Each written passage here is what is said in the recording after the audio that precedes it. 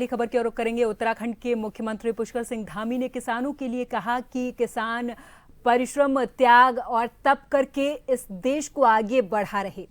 दरअसल खटीमा के नगरा तराई क्षेत्र में उत्तराखंड के मुख्यमंत्री पुष्कर सिंह धामी ने शनिवार को अपने खेत में धान की रुपाई करके किसानों के परिश्रम, त्याग और समर्पण को नमन किया है। उन्होंने कहा कि खेतों में उतरकर पुराने दिनों की यादें ताजा हो गई।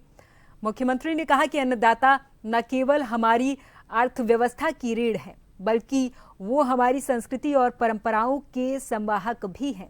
इस मौके पर मुख्यमंत्री ने उत्तराखंड की समृद्ध सांस्कृतिक विरासत हुड़किया बौल के माध्यम से भूमि के देवता भूमिया, जल के देवता इंद्र और छाया के देवता मेघ की वंदना की है।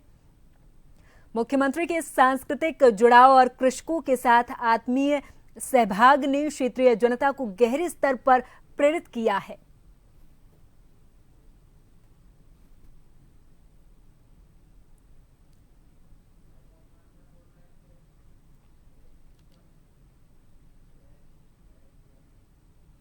और इस पूरी खबर पर हमारे साथ देहरादून से bureau chief SN Pant ji phone line पर जुड़ गए हैं अधिक जानकारी के साथ। पंत जी, उत्तराखंड के मुख्यमंत्री पुष्कर सिंह धामी लगातार इस प्रयास में है कि किसी भी तरीके से कोई भी व्यक्ति पीछे न छूट जाए।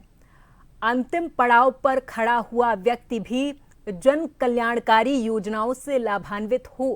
किसानों के लिए उन्होंने कहा कि किसान परिश्रम, त्याग के देवता है, हमें उनसे सीखना चाहिए।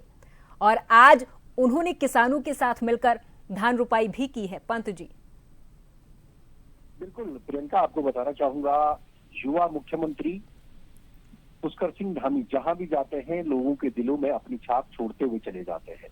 नया मामला है उधमसिंह नगर जिले का, जहां वो अपने पैतृक गांव पहुंचे हैं और साथ ही साथ क्योंकि वो एक फौजी के बेटे भी हैं, एक किसान के बेटे भी हैं, तो मन में जो समर्पण की भावना उनकी है, आज तस्वीरों के माध्यम से पूरा देश और दुनिया उन तस्वीरों को देख पा रही है कि प्रधानमंत्री के पद चिन्हों पर चलते हुए मुख्यमंत्री किस तरीके से लोगों के दिलों में अपनी छाप छोड़ रहे हैं।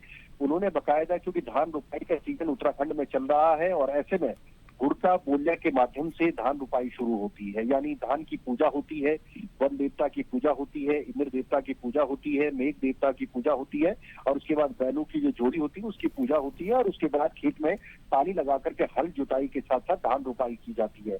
मुख्यमंत्री पुष्कर सिंह धामी खुद जो टोलियां थी उन्हों के साथ, पूरे कृषकों के साथ और किसानों के साथ खेतों में पहुंचे हैं।